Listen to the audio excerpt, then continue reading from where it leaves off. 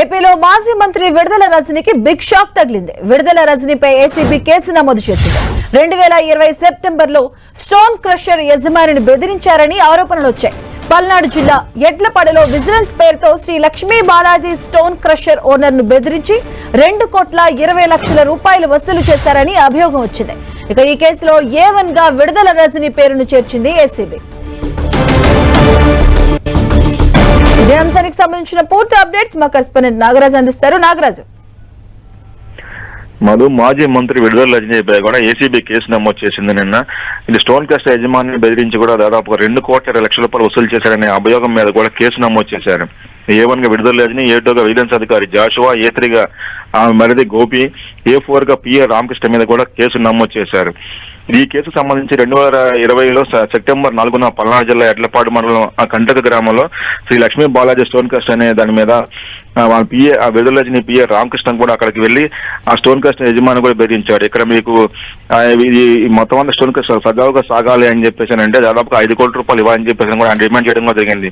అయితే వీళ్ళందరినీ కూడా అప్పుడు నలపనేని చలపతిరావు, నంబూరు శ్రీనివాసన్ కలిసి కూడా రజనీ కార్యాలయానికి వెళ్లి కూడా వాళ్ళకి కలవాలని అని చెప్పి అప్పుడే ఒక హుకుం అయితే జారీ చేశాడు. అక్కడి నుంచి కూడా వెళ్లి కలవమని చెప్పాడు.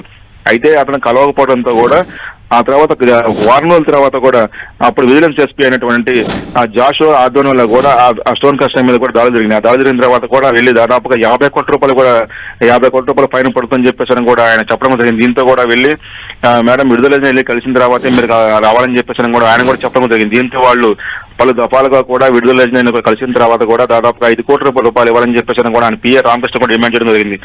దీంతో ఆయన మరిదే గోపితో కూడా ఒకసారి దఫాలుగా అయితే మాత్రం వాళ్ళు చేసిన తర్వాత వాళ్ళు 2,20,00,000 రూపాయలు కూడా ఇవ్వాలని చెప్పేసి కూడా ఫైనల్ గా సెటిల్ చేసుకున్నారు. దాంతో విడుదల రజనీ మరిది ఎవరైతే గోపి ఉన్నారో ఆ గోపికి 2 కోట్ల రూపాయలను, అతను PAకి 10 లక్షల రూపాయలు, అయితే జాషువాకి 10 లక్షల రూపాయలు ఇచ్చారని చెప్పేసి కూడా వాళ్ళు చెప్పడం జరిగింది. నలపనేని చలపతిరావు, నంబూరు శ్రీనివాస్ కూడా కలిసి ఇచ్చామని చెప్పడం జరిగింది. మమ్మల్ని కూడా అనేక తరఫాలుగా కూడా వైసీపీ ప్రభుత్వం హయాంలో మమ్మల్ని వేధించారని చెప్పేసి కూడా చెప్పడం జరిగింది. దీంతో కూడా కూటమి ప్రభుత్వం వచ్చిన తర్వాత కూడా పలు దఫాలుగా పలు మంది అధికారులు కూడా కలిసి కూడా తమ విన్నపాలు కూడా నిర్మించుకున్నారు, మమ్మల్ని కాపాడాలని చెప్పేసి చెప్పడం జరిగింది. దీంతో కూడా ఏసీబీ అధికారులు కూడా విచారించిన తర్వాత కూడా ఈ రోజు నిన్న ఆ కేసు కూడా నమోదు చేశారు. ఇందులో ఏసీబీ చట్టం 7A IPC 384, 120B సెక్షన్ల కింద కూడా కేసు నమోదు చేశారు. Okay, thank you Nagaraj.